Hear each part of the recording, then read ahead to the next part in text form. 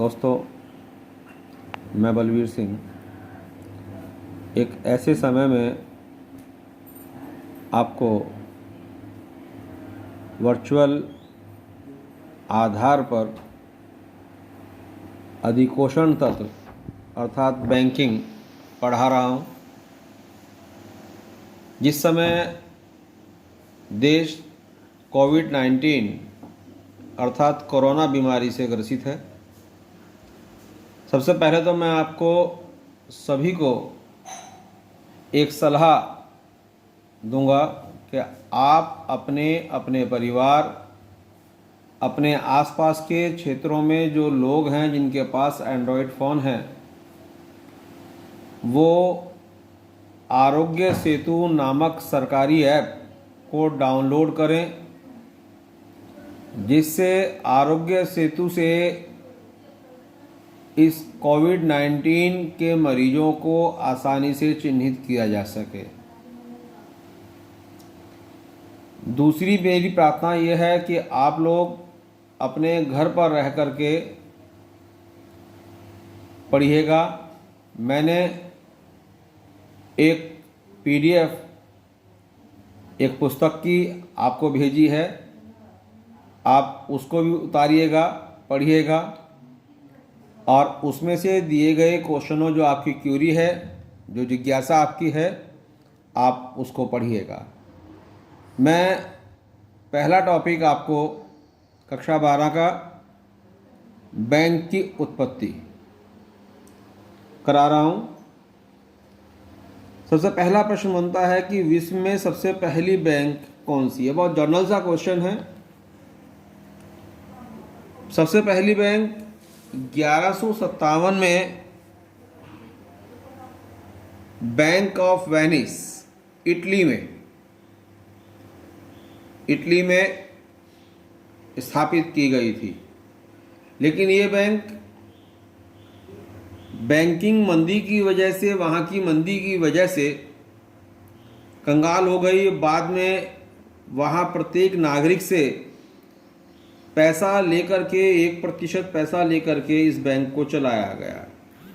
हमारा अगला प्रश्न बनता है कि भारत में बैंक की स्थापना सबसे पहले किस समय हुई।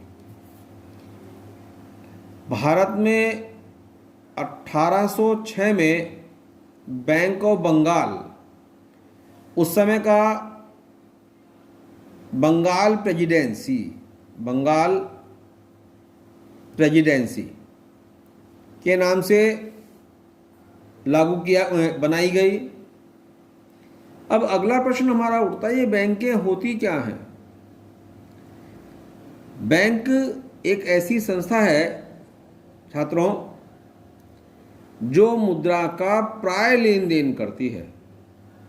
हालांकि मैं ये कह सकता हूं कि वर्तमान समय में बहुत सारे कार्य बैंक करती हैं, लेकिन डेफिनेशन के आधार पर अगर ये कहा जाए कि बैंक क्या है, तो बैंक एक ऐसी संस्था है जो मुद्रा का लेन देन करती है। अर्थात एक ऐसा प्रतिष्ठान है जहां आम जन का मतलब है साधारण मनुष्य भी जाकर के, साधारण मनुष्य अपना अतिरेक का मतलब पहला वह कमाता है, फिर खर्च करता है, उसके बाद जो बच जाता है उसको अतिरेक का मतलब है पहले कमाया, खर्च किया और खर्च करने के बाद जो धन बच गया उसको प्राय द्रव्य कहते हैं। इसको मुद्रा को द्रव्य कहते हैं हम अपनी भाषा में। अतिरेक द्रव्य को जमा किया जाता है और वह संस्था अर्थात बैंक, संस्था का मतलब यह बैंक से है, वह संस्था उसको संरक्षण प्रदान करती है। किसको? उस धन को, जो धन आम जन जमा करता है उसको संरक्षण प्रदान करती है। तथा संस्था जमा करने वाले व्यक्ति को, जो जमा करने वाला व्यक्ति होता है, उसको ब्याज देकर जमा करने के लिए प्रेरित करती है। एक परिभाषा प्रोफेसर गिलबर्ट ने लिखी है, बहुत छोटी सी परिभाषा है, याद कर लेनी चाहिए और समझनी भी चाहिए। बैंक पूंजी अथवा मुद्रा का व्यवसायी है। पूंजी बनाता है। पूंजी कैसे बनाता है? पूंजी बनाता है ग्राहकों से अब पैसा ले करके, और जो पूंजी बनाता है वह अन्य ग्राहकों को जो आवश्यक, जो बाकी जो लोग हैं जो ऋण लेना चाहते हैं उनको उसको ऋण के रूप में दे देती है। उसको मुद्रा का व्यवसायी है। अर्थात बहुत छोटी सी डेफिनेशन है, बैंक पूंजी अथवा मुद्रा का व्यवसायी है। डॉक्टर हार्ट लिखते हैं इस संदर्भ में कि बैंकर वह है जिसका सामान्य व्यवहार अपने उन व्यक्तियों द्वारा लिखे हुए चेकों का भुगतान करना होता है। बहुत संकुचित डेफिनेशन है बहुत डॉक्टर हार्ट की, इसलिए बहुत ज़्यादा विशेष नहीं, बहुत संकुचित डेफिनेशन है, जिनसे जनता तथा जिनके लिए वह चालू खातों में धन प्राप्त करता है। केवल चेकों का विषय कहा है डॉक्टर हार्ट ने केवल चेकों का विषय कहा है। हालांकि वर्तमान समय में बैंक वो सारे कार्य करती है जो एक आम व्यक्ति करता है। मैंने उपरोक्त के आधार पर एक सारांश डेफिनेशन निकाली है। इससे आपकी तमाम विशेषताएं बैंक की याद समझ में आ जाती हैं।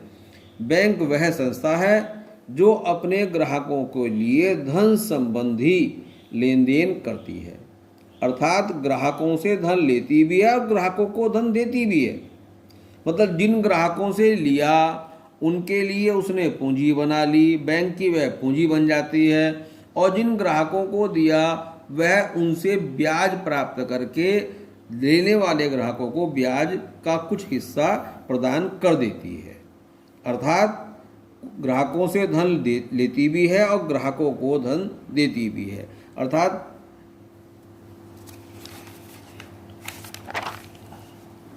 भारत में जो वर्तमान में हम पढ़ रहे हैं, वर्तमान में भारत में बैंकिंग विनिमय अधिनियम 1949 पढ़ा जा रहा है।